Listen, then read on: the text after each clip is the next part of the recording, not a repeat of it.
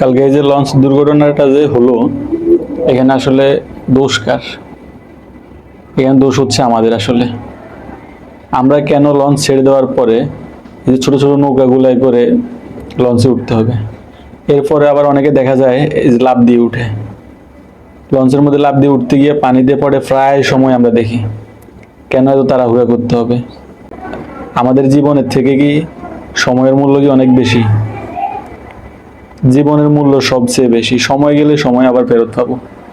অনেকে বলে যে সময় ফেরত পায় না, কিন্তু আমার কাছে মনে হয় সময় গেলে সময় সমস্যা নেই, সময় যদি ফেরত নাও পায় তাও সমস্যা নেই, কিন্তু জীবন গেলে জীবন আর কখনো ফেরত পাওয়া যায় না। এই যে নৌকাওয়ালা সামান্য কিছু টাকার জন্য দুইটা লঞ্চের চিপার মধ্যে নৌকাটাকে এনে দুইটা ফ্রান্সের সাথে সাথে ঝরে গেল, এটার আসলে দায়ভার কে নিবে? এটার ভুক্তভোগী হবে আসলে সারা জীবনের জন্য এই মানুষটার পরিবার। এই মানুষটার পরিবার সবচেয়ে বেশি ভুক্তভোগী হবে। তার শরীরের অর্ধেক কেটে পিষ্ট হয়ে গেছে এই দুইটা লঞ্চের মাঝখানে। সে অবাক দৃষ্টিতে তাকিয়ে আছে, হয়তো কিছু বলার চেষ্টা করতেছে। তার স্ত্রী সন্তানকে শেষবারের মতো হয়তো দেখতে চাচ্ছে, তার মা বাবাকে হয়তো শেষবারের মতো একটু দেখতে চাচ্ছে, তার ভাই বোনদের সাথে হয়তো শেষবারের মতো কিছু কথা আছে জমে, এগুলো বলতে চাচ্ছে। এগুলো আর বলা হলো না তার।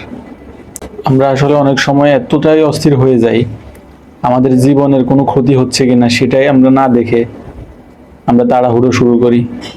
তাড়াহুড়ো শুরু করা যাবে না, ভেবে চিন্তে আস্তে ধীরে কাজ করতে হবে। এখন লঞ্চে না উঠতে পারলে কি হয়েছে? পরে লঞ্চে করে যাব। আজকে না যেতে পারলে কি হয়েছে? কালকে যাব। একটু তাড়াহুড়া করতে গিয়ে যেতেই পারলাম না। আমি আর লাশ হয়ে বাড়ি ফিরতেছি, যেখানে আমার আত্মীয় স্বজন, আমার মা বাবা, আমার ভাই বোন, আমার স্ত্রী সন্তান আমাকে নিয়ে আমি সহ আনন্দ করার কথা, সেখানে তারা আমার লাশ নিয়ে কবরে যাবে। তাও আবার কেমন লাশ? ছিন্ন বিচ্ছিন্ন একটা লাশ নিয়ে কবরে যাবে। তাদের দুঃখটা কেমন, তাদের কষ্টটা কেমন, এটাও আমরা একটু চিন্তা করি না।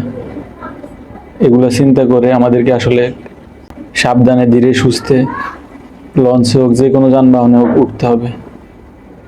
সময়ের মূল্য জীবন থেকে বেশি না। সবাই ভালো থাকবেন। আসসালামু আলাইকুম।